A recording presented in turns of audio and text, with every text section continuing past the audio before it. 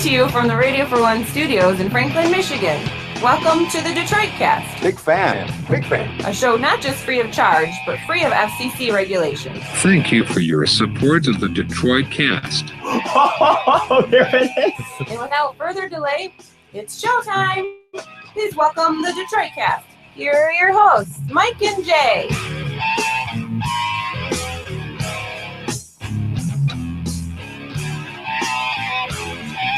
Well, look at us. Look at us being big boys. Running our own show and shit. They taught the monkeys how to press the buttons. Didn't they? Yeah, usually for those that don't know how this operation works, Jay and I are rarely, if ever, left alone to our own devices in this room. And we're assuming this is working right now. Yeah. We're going to proceed on that assumption.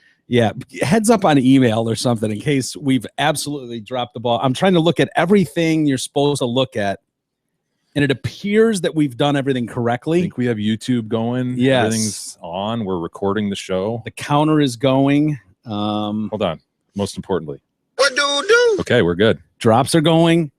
Yeah, it's a big day, graduation day for Jay and I running our own show. Kadog left us copious notes and directions. Thank you, Kadog.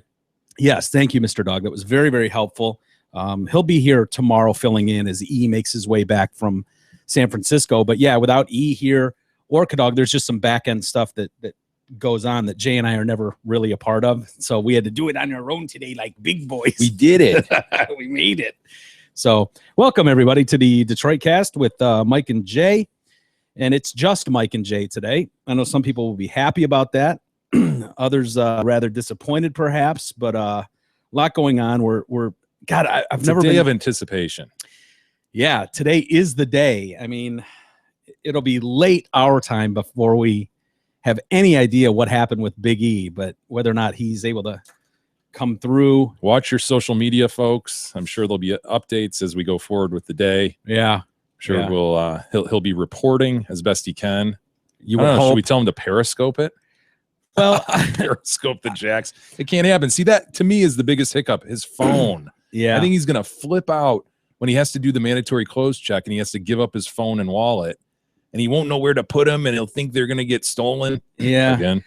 And he won't know what to do, and he might then go, I'll be back, fellas. I got to run to the hotel, and then I'll come back, and they won't let him back in or some shit. That's what worries me.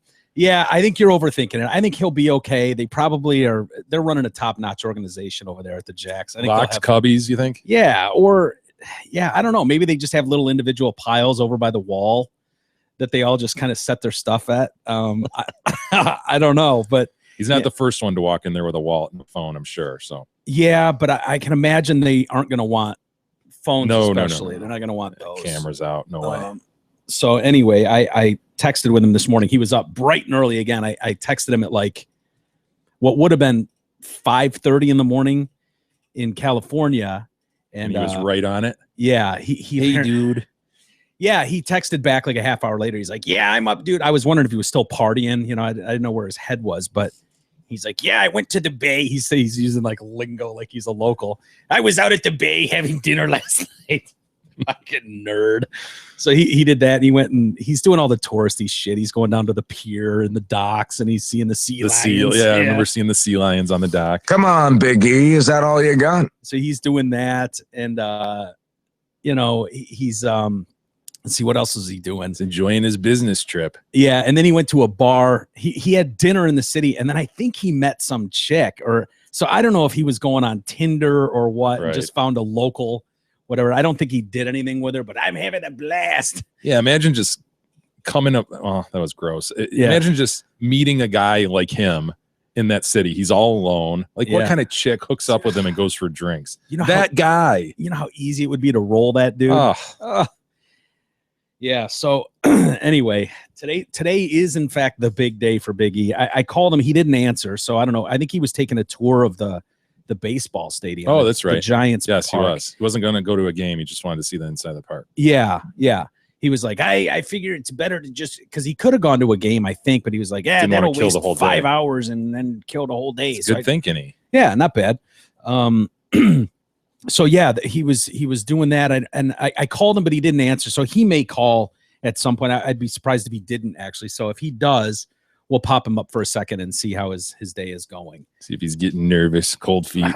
Dude, he has to be. Today's the day. Like, it's easy to kick that can down the road, but well, it's easy to be like, he's there, he'll do it. But put yourself in that position. My God, yeah, having to cross that threshold. What would you do? I mean, obviously you wouldn't. I go. Obviously, if I'm sent out there to go, I'm gonna go. Yeah, but God, I'd be nervous. Yeah, walking up there. Poor son of a bitch. Hey, this segment is brought to you by Mayer and Company Accountants. Kyle Mayer is an experienced accountant that wants to help you with your personal year-end tax returns or your company's bookkeeping and tax-related needs.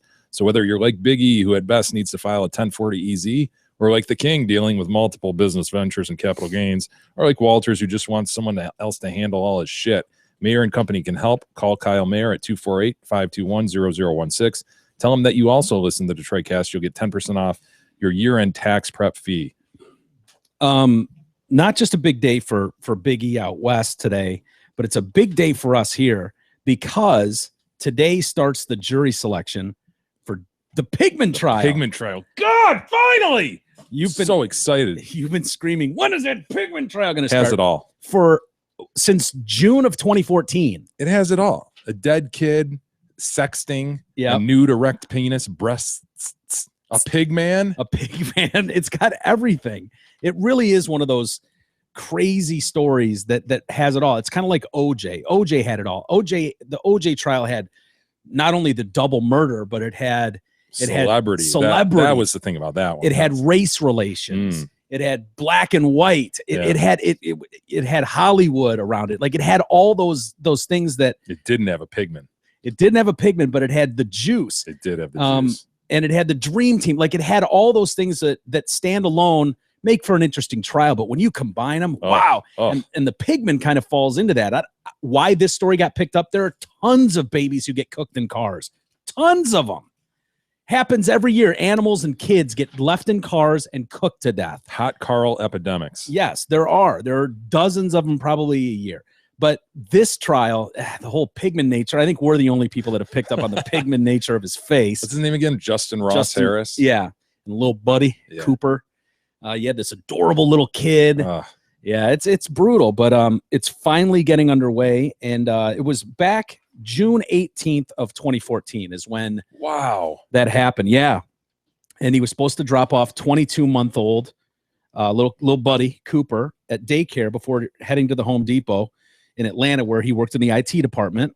Cooper was left buckled into the backseat of the car and in the SUV for 7 hours on a day that hit in the 90s. Isn't that funny? Hit about 90. IT is his gig, but yet what will probably sink him in this trial are his stupid Google searches. Yeah. He searched like, how hot does it have to be for a kid to die in a car? Yeah. Well, it's funny because I always think about that. Like, if something goes awry in my life, like if Beth falls off a cliff or something happens and they go, oh yeah, we need to look at this. Like the Google searches they would find just in research alone. Yeah. They would find horrific shit. How much San Francisco Jacks, for instance, all the Google, like, oh God, what's the Jack's phone number again? San Francisco Jack. There's probably 100 Google searches for San Francisco Jacks. You'd be labeled the most despicable human on earth. This Mr. Walters, we found after some digging into his computer, we found that he's into circle jerks, specifically out in San Francisco, where a group of like-minded men like to get together in a room and jack off together. And I'd be stuck standing there. You'd be like, no, really, it's not. No, not me. Not really. He's partial to dead baby stories. Yes. He Googled Justin Harris trial 3,000 times. He's really, really fascinated with dead babies and male circle jerks. Great. How do you argue that? And then every asswipe in the country is talking about what a dick I am. It's a digital record, Mike. You can't argue with it. I know. But I'd be lying if those thoughts didn't cross my head. You are what you Google. Murder charges, once he died of hypothermia, murder charges were quickly filed against Harris. Thousands of supporters rose to his defense, which is always funny. This death happened on June 18th. June 19th, there was a change.org petition. Yeah, that's right. Signed by 10,000 people. Didn't they pipe him in for the funeral service? And everybody was so supportive. And, this will be proven to be untrue and just a bad accident. Oh my God, terrible accident. This family's been through enough. Came the Google searches. Yes. And the nude erect penis text. And that was the end of that change.org petition. That thing was yanked. Well, and his wife has since divorced him, right? Yeah. Yep. She filed for divorce. The motive, they're saying, is he was in debt. He wanted a child-free life, as evidenced by the sexually explicit messages and photos he was sending and receiving to multiple women, which is the most mind-boggling thing. When you look at the dude, it's like, what's that guy? I think we used to rag on E. Like, even Justin Ross Harris is pulling more ass than the power of a faceless dick pic. Yeah. Including a 16-year-old girl, which has got him in a lot of trouble. Jury selection begins today, looming over its question: Is he the cruel, callous murderer prosecutors have portrayed him as, or did he indeed just make a mistake? Which is really the question. Yeah. In all of this, this is a horrible accident. This father loved his son immediately. These are some of the things that was part of the support for him. But it's really the double life, and I don't know. Part of me feels like, well, yeah, could he just be a creep? Could he just be a fucking creep? And that doesn't make you a murderer. Right. And which is what the defense will argue. These accidents happen all the time. Yeah. These things happen to good people. They forget the kids in the car. Like legit forget. Yeah. And it happens a lot. So and he's probably not the first one to sext somebody while that kid is cooking in their car on accident. Yeah. So you're exactly right. It doesn't make him a murderer, but dang, those Google searches. Yeah. And he's an IT guy. I mean, you can definitely see where you can make the argument for, hey, look, this was something as a new parent. I was constantly worried about. How about you just assume hot? Like if it's hot, I'm definitely not. How about you don't leave your kid in the car? How about that? How about you assume I'm not going to leave my kid in the car? So therefore, how hot it needs to be for him to die, it's moot. Doesn't matter. Yeah. No, you're right. But I'm a new parent and I'm going to be careful, damn it. Yeah. But I could see Google searching that. Like, what is the deal? Like, if I run into the store, do I run the risk of cooking my kid? You shouldn't do it. You shouldn't leave your kid in the car. I could see that happened to us all the time. We were left in cars all the time in the blistering sun in the summer. Maybe not as a 16-month-old. Those vinyl seats. Oh yeah, remember that? And you touch the metal seat belt. Oh, and burn your arm. Damn it. Yes. Your mom would come back and you'd be in a full-on fist fight with your brother or sister. You have your tube socks pulled all the way up. Yep. The red with the blue stripes. Still wearing your Cub Scout Weeblos kerchief. What was your favorite tube sock color combo? Red and blue. Yeah, me too. Really? Yes. Yeah, I was never a fan of green and yellow or green and orange, but red and blue was just the way to go. Yeah, for sure. I'm trying to think like the green and yellow. Yeah, that had its moments. Yeah, it definitely did. There was blue and orange, which was kind of cool too. Yeah, kind of tiger colored. Yeah, I personally partial to red and blue. When are the blue and stocks? yellow? I never liked blue and yellow. Yeah, sort of a lighter blue, and then the yellow in the middle was like a sky blue. Yeah, I remember. You gotta go with the royal blue, red in the middle. Yeah, badass with the white tube sock itself, and it gave you this patriotic feeling. The whole red, white, and blue. Yeah, it's great. Is the tube sock still a thing? Socks are big right now. I know they are. Socks are big with the kids. Lots of those Nike, whatever you call them. I don't combat or whatever. Nike comes out with these new ones every year, and they've got the certain markings on the back, and the kids all know if they're the new ones or last year's model. Really? Yeah. God, that's socks are like big. Jordan shoes. Yeah. They're big in the dress community too. Tons of people are wearing with suits, some outlandish colored socks. Yeah. I haven't gotten into the craze. No, I can't wait for that to end. That's really dumb. I don't know that it's going to end. It seemed like an untapped market. You either had black, brown, blue, or white. That was it. That was as far as the sock world went. It's like ties. You can do a tremendous amount with socks now. I don't know why do guys want to go there? Like, leave that shit to the women. The women have mucked up their lives for centuries now with the hair, the makeup, the clothes. Keep it simple, gentlemen. Yeah. To the extent you need to dress up, yes, the tie is all you should have in terms of leeway and where you go with it. Don't mess with the pocket square. Don't mess with the socks. Yeah. Just throw on a tie that you like. Throw on a blue suit and a white shirt, or maybe go blue. Maybe go gingham. At best, go gingham. I think even Gingham is a stretch. You're muddy in the waters. I just don't. Yeah, I don't understand all these fashionista guys. Ugh, I don't either. Why are you taking that on? We had this so nailed down. I mean, it is nailed down, and it can remain nailed down. I don't know, dude. That cat is out of the bag at this point. We knew funeral attire. Done. We know where to go with funerals, guys. Simple. We're not arguing about. Do we wear the hat with the net coming down over the face? What color stockings are we wearing? How big of heels is respectable? Nah, black suit. Boom, done. You can go black tie, black shirt, black suit. All of it. All this metrosexual shit that happened and then the hipster stuff. Like, stop it. Yeah. Just stop it, man. Yeah. I think you can go as far as with bow tie. all the aim to pull puss. Is that what it's all about? Of course, because you can just be yourself and pull puss, can't you? Well, you got to rely on your trim little beard now and your stupid hair. That's the this bugs me. This new little hipster thing. It's not new. It's been around. You got the beard kind of longer. You got the shaved side hair, and then you've got like the comb slick back. Yeah. Oh, can we stop trying to all look unique but yet look the same? Drives me nuts. We knew how to dress for weddings. We knew how to dress for work.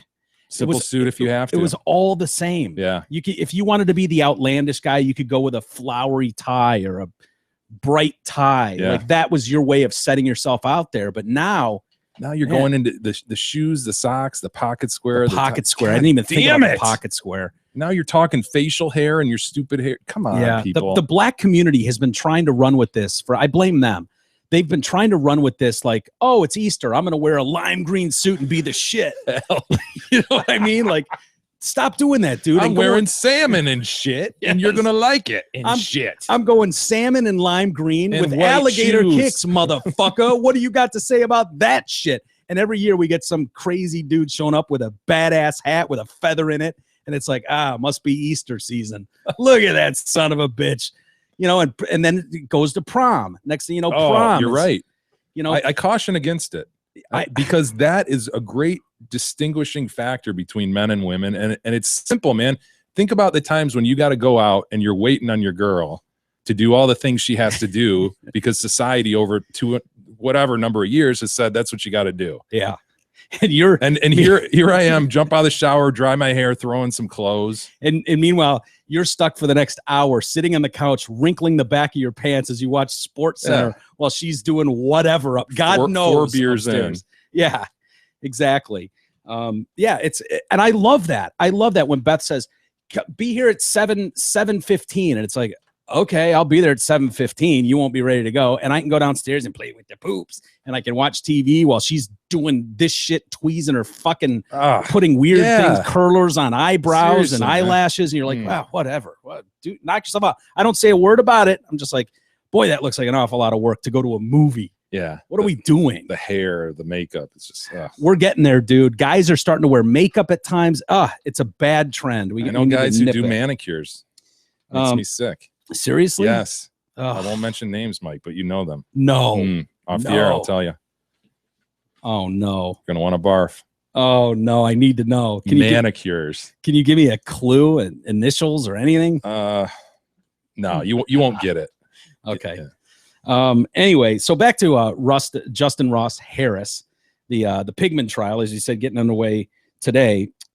He was telling relatives how in debt he was. He owed $4,000 in credit card debt. Hardly seems like a number that you'd want to kill someone over. I guess they're throwing everything to see if it sticks. But I have no idea. I've made it a point in my life not to carry credit card debt, so I don't know what others carry. I don't either. But I would say a lot of people probably have $4,000 in credit card debt.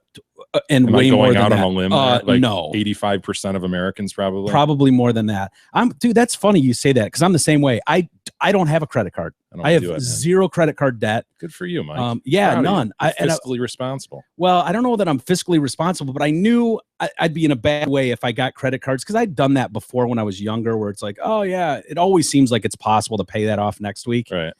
And next thing you know, you're $5-10 in debt. Forget it. So yeah, I don't carry any either. So he took out a couple. He had asked relatives how to cash in 2 life insurance policies. Why would you need to ask someone how to cash in a life insurance policy? Seriously. One was for $2,000, the other for $25,000 that he and his wife had taken out on Cooper.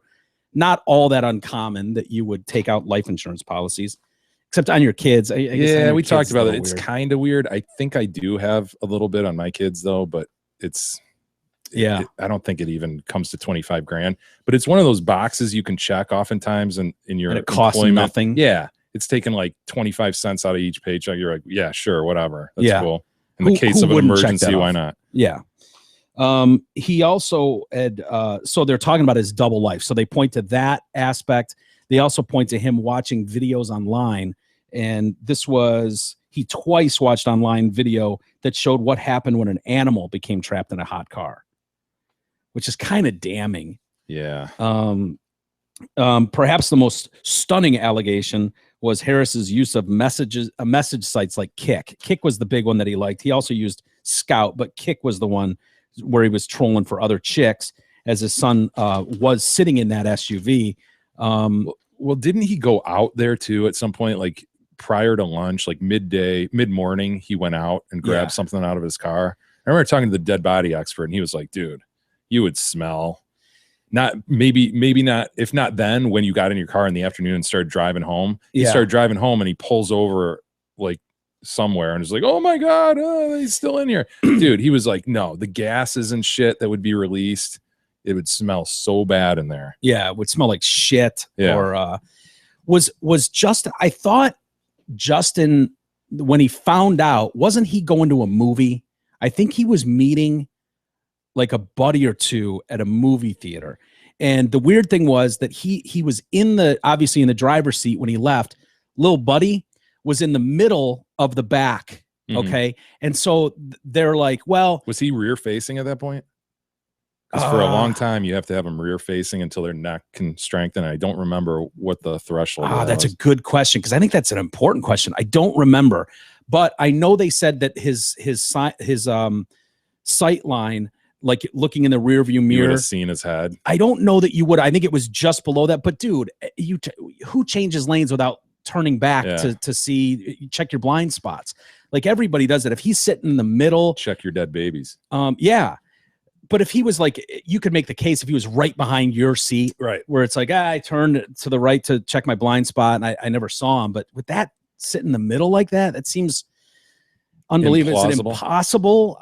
I suppose anything, but you would just think naturally the way our eyes work, you would see out of the corner of your eye, like, what is that, my kid? Well, the way your olfactory system works, you'd think you'd smell that shit. You would think so. But he pulled up at the movie theater to meet some buddies or something, and that's when he noticed the kid and then broke down and hysterics. Yeah. A few months later, as you mentioned, his wife, Leanna, called their marriage irrevocably broken and filed for divorce. Well, and the interesting thing about her, of course, is off the bat, there was speculation as to whether she was involved because they did the whole recording of the meeting at the police station behind the mirrored glass. Yeah. And wasn't her statement something like, you didn't say too much, did you? Yeah. Which, I guess you could see it going both ways. You could see like, you didn't say too much where you might have like made them think you did something, but it's certainly, I don't know if that's something I would say to Gab. Yeah. You're in that position. It does. But if they investigated the shit out of her. Right. Right. And if you watch enough of these shows, any lawyer will tell you, don't say shit without your attorney. I don't care how innocent you are or how guilty you are. You just don't say shit. Any lawyer will tell you that. And so they're not on your team. Right. They're out to figure out how complicit you are in this, if there needs to be murder charges brought. And so they're reading you for different things than you think. They're not on your team. Their job is to make it look like they're just trying to, hey man, we're just trying to help you get through this. The sooner we can get through this, this stack of paperwork and questions we got to answer, we'll get you out of here in no time. They're fucking pegging you for a crime possibly. And so you could see if she sits home and watches these Datelines and all day and is going, oh my God, you didn't say anything that's going to incriminate you, knowing her dumb, bubbling idiot husband, they're going, you ever have that feeling where it's like, life would be so much easier without these kids. And he's like, yeah, hell yeah, man. Hell yeah. Here he is incriminating the shit out of himself in something he had nothing to do with. Oh, Pigman. I think we have the most sensational drop that came from that when the cop took the stand.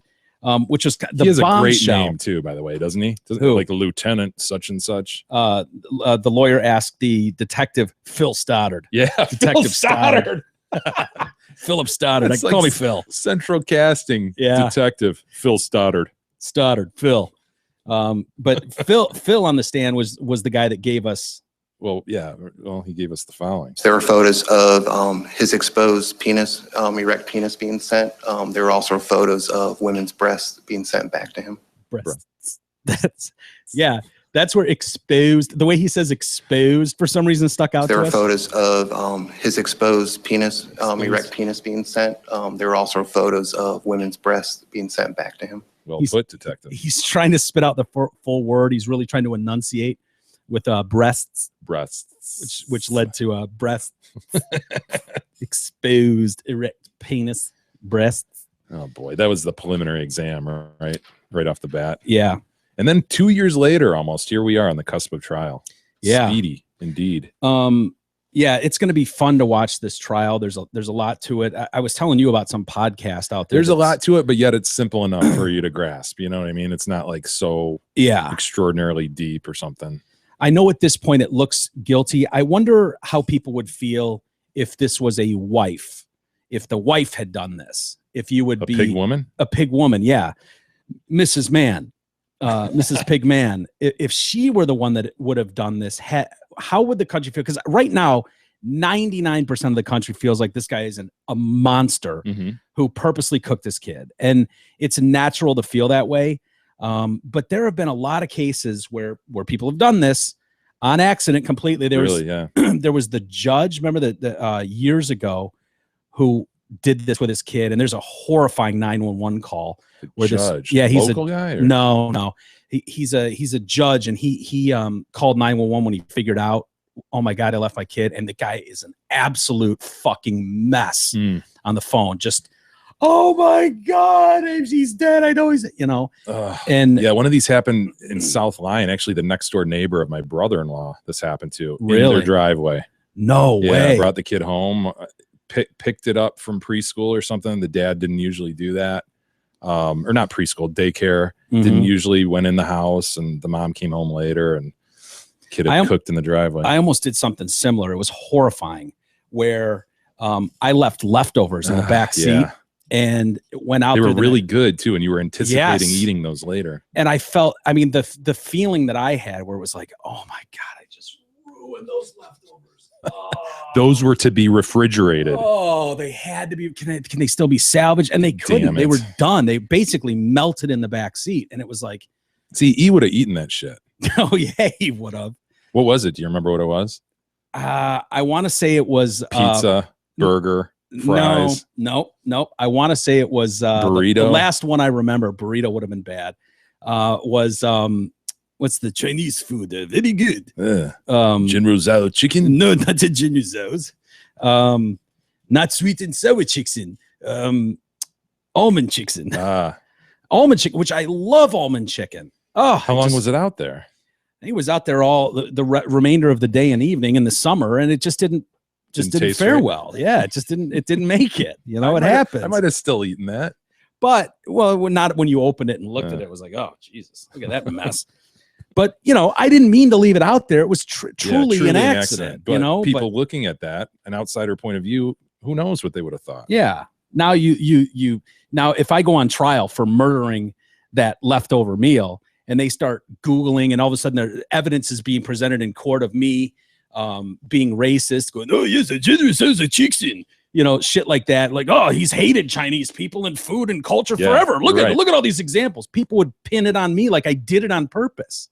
There's no way to win that. No, the digital record would be damning. The key is to have someone else do it. Remember that kid that was left in the back of the bus? No. Oh wait, was he the special needs kid? Yes. Yeah. Remember that kid? And he just sat in his chair in the back of the bus, and the bus drivers, I think they didn't bring any charges there. Just this horrible accident. They parked a school bus in one of those yards and leave some kid strapped to a chair. God, man. And I think he was mute too or something. Like he couldn't even scream for help, and he couldn't do anything. You're just sitting there. You're responsible for transporting special needs kids. You'd think you'd give a look over your shoulder before you exited the vehicle. Quick glance. Knowing wait, look at that big special needs wheelchair sitting back there with a disabled kid in it, drooling. Yeah, you would think by definition, special needs would mean that their needs require special attention. That you wouldn't just go, everybody off. In this sense, open the door and just assume that they'd all wheel themselves off. In this sense, they didn't even need anything special. They just needed to be removed from the bus. Right. Damn it. Good. I remember that, man. That was a bad one. It was a terrible one. Yeah, that poor family. Not to make light of it, as we've already done, but yeah, it was it was an awful story. But there was a point. It was like, well, you don't. Anyway, well, yeah. So I can't wait to follow this trial. Yeah, it'll be good. Definitely. Jury selection's going on right now. Yeah. Hey, Zotford and Holly, home of the hottest sales staff in Oakland County, believes nobody can do what they do. Because of the insane numbers of trucks they sell, nobody can beat their deals. Right now, you can lease a brand new 2016 F-150 Super Crew XLT 4x4 at just $188 per month. Really? That is $188 on a 24-month lease with only $1,000 due at signing on a 16 Ford Super Crew. I'll take one. I want one of those. You know what, dude? I'm going to get one. Are you? I am going to get one. Are you for real? Yeah, I mentioned a little while ago, Gab's truck is coming due. Yeah. We're right on the edge of the mileage. Dude, that's a badass truck. Yeah, I love it. So I'm going to go get one of these. Please hurry down to Zott Ford at I-75 and exit 98. They're champions. Surf their foolish deals and massive inventory at ZottFord.com. Nobody can do what they do. Nobody. Somebody, by the way, went in and with some gold bond for Big E. Nice. Gabara sent me a picture of the gold bond for Big E's nuts. Yes. So somebody actually did that, which is very cool. Thank you to whoever. Yeah, I don't know if they just dropped that off or if they bought a car, but well, yeah, thanks to everybody who supports our sponsors. We haven't mentioned that in a while, just how important that is. It's obviously vital to the continuation of the show. Yeah. That we have sponsors paying the bills. So yeah, thanks to everybody who steps up and does that. It's very helpful, and we've seen great return. If anybody out there is thinking about maybe advertising on this very show, it has been good for the sponsors here. Free to talk to any of them. Good point. So yeah, we have a leaned-in audience, as they say. Yeah, I know we do, and that's important. That is important when you've got thousands of people listening. That they're going an extra step to get to this show. That's right. And they're listening differently than other audiences, which is why you see the response you see, which is good for us. And I think for the most part, played well for advertisers. For the most part, they understand that we are not supported by some deep-pocketed corporation, but rather are running this thing on our own, and they shoestring, if you will. Yes. They realize the importance of helping our sponsors. So thank you. We mentioned E out in San Francisco, and people in San Francisco have to be going nuts right now. The Golden State Warriors. Yeah, they Warriors tied the record, sir. They did. They knocked off San Antonio last night. We mentioned this yesterday when we were doing the show. They were going to San Antonio, where they had to win to tie the record, and then they play Memphis to finish it out. And if they can win that, they'll have the record on their own at 73 wins out of 82 games. Yes. And this ties, now they're tied with the Chicago Bulls 95-96. I think so. Which was the Pippen, Jordan, Rodman, bastards. Steve Kerr was on that team. Bastards. Yeah. The coach of the Warriors. Who's the coach of the Warriors now. Yeah. And so Jordan's team had 72 wins, and Golden State tied that now with their win last night. They hadn't won in San Antonio in 20 years. That's amazing. Yeah. It's sort of a must win for this record, for the purposes of this record, and they pulled it off. Yep. Steph Curry had 37 points. They beat the Spurs 92-86 in San Antonio. So now they'll end their regular season at home, where I don't know that they've lost at home. Have they lost? Did they lose finally at home the first time this year? I was reading a bunch of stats about them yesterday, and I didn't see anything listing them as having a perfect home record. I assume that would have been on that list. I think it was just a couple weeks ago that they finally lost a game at home this year. I know they haven't lost back-to-back games all year. And no team's ever done that, right? I don't believe so. So yeah, they take on the Memphis Grizzlies Wednesday night. A win would break that record. So go Warriors. I'm ready for him. Yeah. God, Steph Curry's amazing, isn't he? Dude, it's 3-pointers. It's amazing to watch a ball player who cannot be stopped. Yeah. It's remarkable. It is it's an amazing game in how packed in that court is and how athletic all those guys are. Yeah. And to see one guy who just can't be stopped. Yeah. Incredible. Yeah. We watched it with Jordan for years. Locally, we watched it with people like Isaiah and Joe D, where guys that just take over a game and can just ball. And you just don't, it's weird. Like you see that in high school, you see that in where they're head and shoulders above. They're just a different level, men against boys in that context. But these are all friggin' the best athletes in the world, in my opinion. In my opinion, the NBA has the best athletes in any sport. Yep. And to have those guys in that small court, moving in that small area, doing what they do, nobody can do what they do. It's incredible. It is. And Steph Curry, it's not like he's some giant, like Shaq coming in and just being this massive dude that you can't defend and dominating. Steph Curry's just a blazer out there on the court. Great with the assist, 3-pointers, unbelievable, setting records every year for that. It's just, and then you got the state connection too with Draymond. Mm-hmm. So I know they're loving it out there. It's funny when you, over the last 30 years, if you went out to San Francisco, you just see 49ers everywhere. And now the Giants have won what, 3 World Series in the last 6 years. Every other year, the last 3 years. And the Warriors. And now the Warriors. Now when you go out there, sad sack, man. Remember that? They had some flashes with Chris Mullins, some decent teams here and there, but God, for years they were just shit. My dad would point back, going back to who was it, like when he was a kid, who was the shit, like that's how far back he had to go, the ABA days and shit. When so and I can't remember what his name is, but they had like that guy they could lean on, like those are our teams. But now they're it's dominating. But last time I was out in roaming around that city, it's like Giants. The Niners are almost taking a back seat to all the shit that's going on there, which happens here with the Red Wings when they took over. And this city here, imagine if the Lions ever did anything. Oh, unreal. Yeah, E and I were talking about that off the air a little while ago. Like, it would be huge, but there's something about the nature of how those Wings teams, like you grew with them. You felt like those guys were so accessible to the media.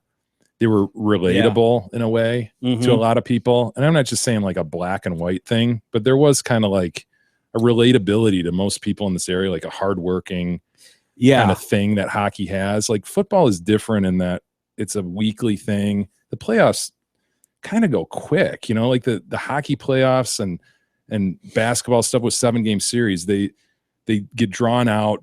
People follow them sort of like a soap opera and get drawn into them. So I agree with you. It'd be enormous in terms of the interest, like the number of people who would be interested in the Lions. Yeah. But I don't know that it would be the same feel. Maybe not. That's interesting you say that, because when you think about teams, when they get on that run where they're on the cusp of greatness, and the Wings were there for a couple of years, they couldn't get over the hump, and then they broke through. And you finally live and die with them, Yeah, and every season when it would get close, build and build and build. You see Yzerman getting older. You're like growing with them. You feel like you're watching every year and just hoping.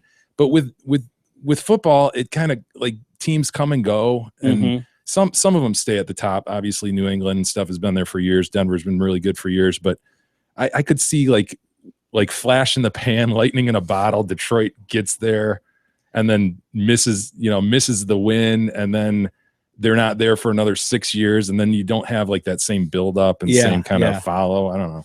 There was a real connection with this town too, because at the time when the Wings took off in 95, 94. Yeah, 94 kind of. They started their playoff run in 91. So and really, dude, you think back to the late 80s, they had some battles with like the Minnesota North Stars and Toronto Maple Leafs that were just epic. Yeah. And different crew, different age, but still fun. Yeah. But when that 94, 95, 96, when that run started, like you don't have access to the players. Like you couldn't just call up players on certain teams and just get them. But with the Drew and Mike show, that show had blown up too, and those guys were listening to the show. Like back then, I remember they were in a series with maybe San Jose. Remember some of those drag down series with San Jose? What's the one that went to like 3 a.m? Oh yeah. On the West Coast. That was either San Jose or Anaheim. Yeah. When we were watching at my house in Dearborn. Well, there was that one, and then there was one like during the week, and those West Coast trips sucked because those games, it seemed like every other game went to overtime. There was a time. Chick giving head in the stands. Remember that got caught? Oh yeah, third overtime. That happens. But we like called those guys in their hotel after that game. We were like live the next morning in Detroit, and so we're talking to McCarty and Osgood. Like those guys were playing cards in their hotel room, and the city's going ape shit, and they're on the morning show, like not giving you well, it was a hard fought battle, and took it, we got the better of them tonight. Well, very relatable, but like just talking like normal guys. Like, dude, that was fucking awesome for us too. Oh my God, we can't get to bed. We're playing cards right now. And it just brought it this whole level. And so that whole grind line, really, like between Osgood, Draper, McCarty, like those guys were, we could just call them and they'd come on the air with us and shoot the shit. And they were super accessible in a time when you couldn't get enough of those guys. Like you could literally have them on every minute and people would just eat it up. It was huge. And that's what I'm talking about. Like, I don't know that you'll ever have that again. Yeah. Unless you have like a slow build of another team. Yeah. And it'd probably have to be hockey, frankly. Dude, there was a morning. I think I've talked about this, but there was a morning, like we would get there at, like back in the earlier days, we would get there at like 4 a.m. to work before a 6 a.m. show or even earlier than that. And it was after the Wings had won the cup and they were kind of running around and, and McCarty's like, yeah, we'll bring the cup by, which he did. But they would party. And like, we got there one morning. I remember walking into the kitchen at Riff and there's like beer cans everywhere. McCarty sitting there and Draper maybe, and they're just hanging out at the radio station at 4 a.m. and like, nice. we were partying last night and we figured you guys would come in eventually, so we're still here. I don't even think we put them on the air. There were a couple times we couldn't even put them on the air. Like, guys, for your own safety. Nice. Probably love to hear that, but yeah, it was a different thing. I don't know that you'd have access to guys like that, but they were listeners, so it made it really fun. Plus, that game is so international now. I don't know that you'd have a group of like good old Canadian boys again that would connect like that. But. Yeah, different kind of athlete for sure. The other thing we were talking about last night was Will Smith. Unfortunately, not the rapper, but the rapper. I go actor, you go rapper. Really? Is that the first word that comes out of your mouth when you think Will Smith? I think it's more degrading. Word to call association. him a rapper. He's the parents just don't understand guy. You're giving him too much credit by calling him a Hollywood A-lister. I consider him the parents just don't understand guy. Nightmare on Elm Street. Yeah. Nightmare on My Street. Nightmare on My Street. Yes. Anyway, but the Will Smith, the Saints player that was killed, I don't know. There's some funny business about this story. Interesting coincidence with the shooter, right? Which it could be just a coincidence, maybe not. I'm sure you'll hear more about it as the days unfold. But a former police chief who was dining with Will Smith and Pierre Thomas, we saw that photo that came out just hours before his death. That police chief was named in a lawsuit by the alleged shooter, which is a strange connection. Smith was shot dead Saturday night with his wife, Raquel. She was shot twice in the right leg. He was killed after exchanging words with the driver of this Hummer H2 that rear-ended his Mercedes, causing him to slam into the car in front of him. Cardell Bear Hayes is the 28-year-old former security guard for the Saints, who's been arrested and charged with second-degree murder. Just 1 hour before his death, Smith was pictured with Pierre Thomas and all those guys. There's now speculation that the shooting was a revenge attack after it emerged that Billy Saravello was the New Orleans cop who was in that picture, that he was named in Hayes' lawsuit against the city for a police shooting that killed his father, Anthony Hayes, back in 2005. Too much coincidence. It seems like it, right? On the same street, too, right, where this happened. 500 yards from where his dad was shot. Last night, Hayes' attorney, John Fuller, told NBC News that his client was not the aggressor and is not guilty. Of course, any good lawyer is going to say that. He is completely competent, completely aware of what he did. Self-defense. Mr. Fuller said someone else may have fired the gun. Oh, boy. That killed Smith. Or he was being drawn upon by Will Smith. And another car could have collided with the former Saint Stars vehicle. Or we just don't know at this point. Hayes began following the car to read the license plate. Well, he had a nice vanity plate and he wanted to get a good look at it. That's all was going on there. And then someone swooped in, rear-ended the car, shot this motherfucker, and my guy's taking a rap. This is an outrage. Why are we even having a trial? That sucks and shit. I talked to several witnesses today. The story that's real is different than what's being reported. Hayes' father, Anthony, got into an argument with an employee at a pharmacy while holding a pocket knife back in 2005. There's video of this, actually, where cops are surrounding him. He's standing out there, and they gun him down. A pocket knife? That sounds so measly. I know it does. Could you call it a hunting knife? Yeah, Maybe knife. It's not. Maybe it's just a pocket knife, but... And 2005 was a different day. You could take guys out with pocket knives. You could take a guy out with a toothpick. He's arguably a threat at some point. Maybe. You know how much it hurts to get pricked in the neck with a toothpick? Damn, in the neck? Damn, you picked me in the neck. With a penknife? I had no other choice. I had to gun him down. You understand, Your Honor? Absolutely. No charges. Black lives don't matter. Yeah, Black lives just didn't matter as much back then. Police say he lunged at the officer and sergeants who shot him dead. Well, there you go. A judge later ruled the legal force was fully justified. By the way, did you see the footage of that cop maybe a week ago holding his gun on the guy with the knife who's like, shoot me, shoot me. And he's coming at him as a traffic stop. And the guy was like, all right, I'm just going to, pat you down, check for weapons. The guy pulls out a knife, pretty big knife. And it's taken from, I think, a body cam. You didn't see this? No, I didn't. It's amazing. The guy shows amazing restraint. I think he shoots him in the leg, but the guy stays on his feet.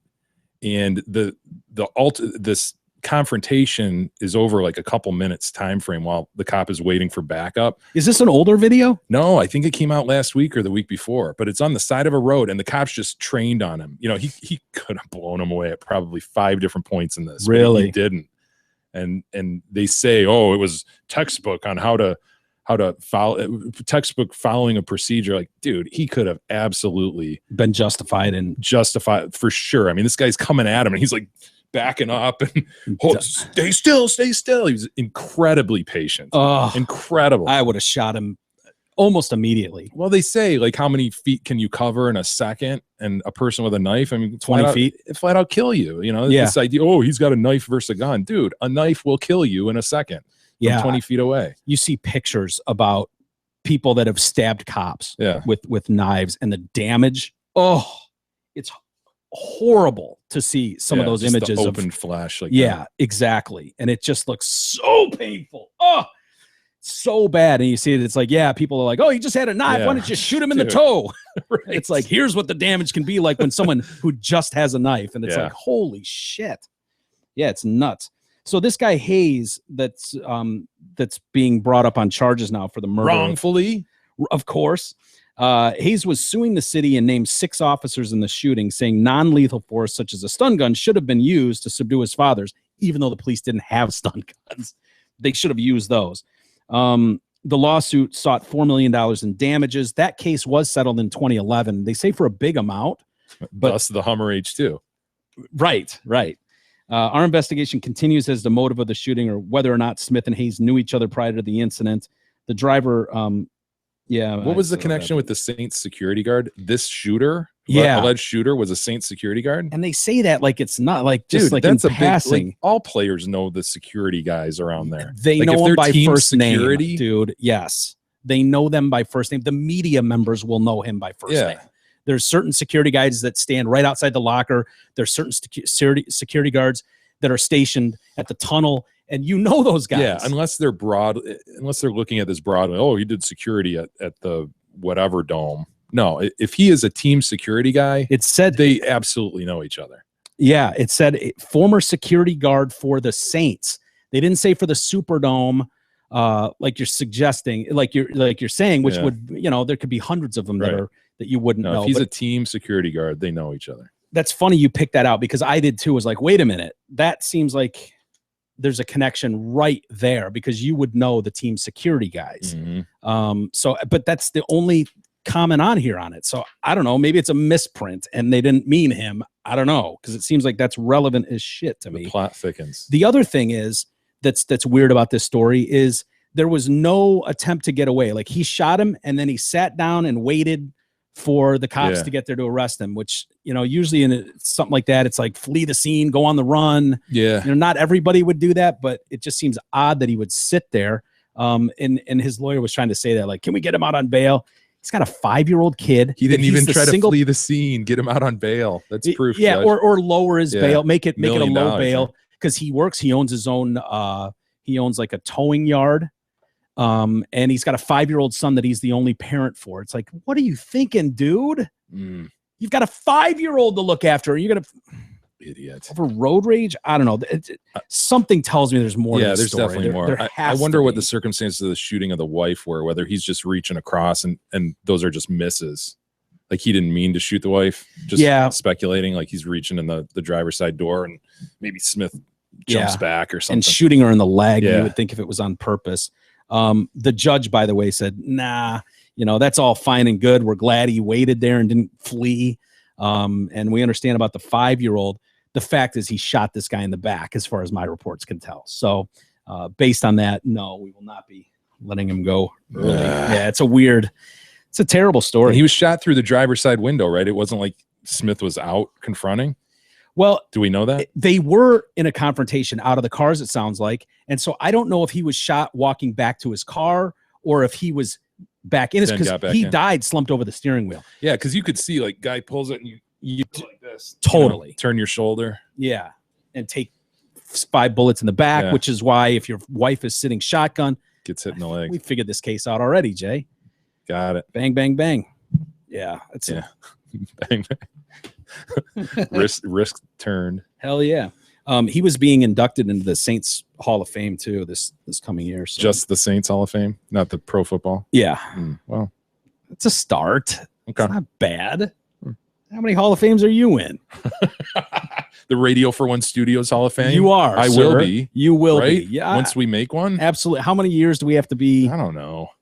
I mean, do we have like I get 5 my- years out? I get my picture on the wall. Yes. No matter what E does here, he'll never be. No, A Hall of there's nothing Famer. he can do to ever. No. He could win the lottery and donate all the winnings to us and probably still not make the Hall. No. I don't know how it is though. Like 5 years after this show ends, do we do that like the NFL? You got to be retired for 5 years. Oh, is that it? You got to be 5 years out. Yeah. Yeah, I reckon. So like 5 years from next Thursday. Ready for induction. Radio for One You're Studios. Hall of suggesting Fame. I'm quitting next Thursday? No, You never know. Yeah, you just never know. It's all touch and go. Very very tough. Anyway, did you see the end of the Masters? I heard about it. Heard a big Oh. meltdown on Amen Corner. Yeah, Amen Corner's the troublesome spot.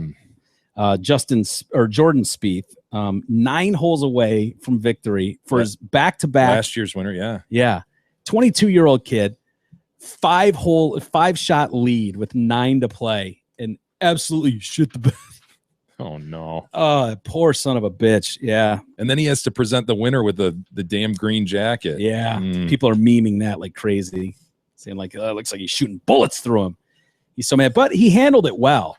Unlike you think of like Cam Newton's reaction to losing Yeah. the Super Bowl, what a baby he was. Oh, Here's a 22-year-old kid who loses in the most heartbreaking way for a golfer. I mean, you're so alone. You can't blame anyone else. You can't. did he bounce like 4 into the pond or what? Yeah, he let's see here. He had a bogey from the bunker on number 10. I think he had 4 birdies in the front 9 to wrap up the front 9, which gave him the 5-shot lead. Bogey from the bunker on number 10, tee shot into the trees on number 11 that led to another bogey. I knew the lead was 5 with 9 holes to play, and I knew that those 2 bogeys weren't going to hurt me, but I didn't take that extra deep breath and really focus on my line on number 12. Instead, I went up and I just picked up, put a quick swing on it. Spieth only needed to get past that dangerous par 3 12th, and then there's a couple par 5s, which they're not going to run them up, and instead he put it in the drink and back into the drink. Dude, on the up second by shot. 5 with 9 to go. Yeah. Tee shot bounced off the slope into the water. From the drop zone, his wedge was fat. He turned his head, didn't even look as it plopped into the water again. He made a quadruple bogey 7. Oh, Oof. Did you see the opening day no. with what's his name? Had a 9 on the first hole, Oh, 6 putted from like 2 feet. that's like me. 2 feet, 2 feet out. What was it? Ernie Els. I think it was Ernie Els. Wow. 2 feet away from the hole and goes sailing past it 3 feet and then comes back the other way 3 feet past it. I've been there. Dude, me too. But I'm not Ernie Els. Send it back again past it. Yep. And I know then that feeling, yeah. And then like it lift seems one. impossible that it's going to go in the hole. You're just looking at this like, I don't know how possibly I'm going to get this in there. And you just keep zigzagging it. And so then he does one of these, like, just kind of Back taps. grabs his club and he's like, get in the fucking hole. And he does one of these backhanded things and it goes, and misses no. again. He's like, God damn it. It was the first hole of the tournament? Yes, it was the worst first hole of the tournament ever. Wow. In the long storied history of the Masters in Augusta. Yeah, for a 9. Son of a bitch. I was listening to somebody talk about the club pro at Augusta who gets to go out with the last qualifier. So if it's such that there's not an even number of qualifiers and there's just an odd guy, he'll go out with them. Oh, really? And his score doesn't count in the tournament. But apparently this dude kicks ass. And if his score were counted, he'd be like right up there. Really? Yeah, he has the course record. You know, granted, he plays the thing every day and has for 20 years or something. Yeah. But this That's guy's amazing. just an Why can't epic he get golfer. into it then? I don't know. I don't know why you don't just quit and become a PGA player. That's Like, awesome. I mean, He you're probably the gets pro at paid a ton. Augusta. It's pretty Yeah. pretty nice job you can have there. But Wow. yeah, but apparently he goes out with these guys and just kicks their asses all the time. Like Really? Sergio, he kicked his ass a couple years ago. Sergio, they ended up doing like a bet along the way. Sergio owed him all this money. And, Really? Yeah. Oh, that's a fascinating And this year story, he went man. out too and kicked the guy's ass. I forget who it was. Wow, that's crazy. I'd love Great to talk to job. that guy. Yeah, that'd be fun, man. But if you've played any courses, like we had courses that we played all the time, Devil's Ridge. Yeah. There was a Black because Heath. weren't they sponsors, and so you got certificates all the time? Yeah, they were. They sponsored like Arthur Pinello's golf outing and shit. But Bobby had worked those deals. Dig a little deeper. Sales. Yeah. He'd worked those sales deals and was like, so got himself like, if I want to come out, I can golf for free. And they didn't care. Like we'd go out there and they'd load us up with beers and we'd golf that place, I don't know, 4 days a week. We'd go out there after the show. I golfed there with you several times. Yeah. And there's no doubt that you get to know like those holes better than if you're playing those on a regular basis. It's like, you know where to cut corners, what it takes to get over here. You flub that shot so many times with a 5-iron, you know, it's best with a 6. Yeah. You know, like you've just, so you can imagine if you're rolling that course every day and you're a pro. Yeah, that's awesome. Good for him. Anyway, I can't remember who won it in the end. Danny Willett. So congratulations to him. Should we take a quick time out? Let's take a quick time out, Mike. Yeah, I haven't heard from E. I thought he would have called back already, but God knows what's up with him. So we'll maybe try and check in with him, and we'll get to some other stuff next.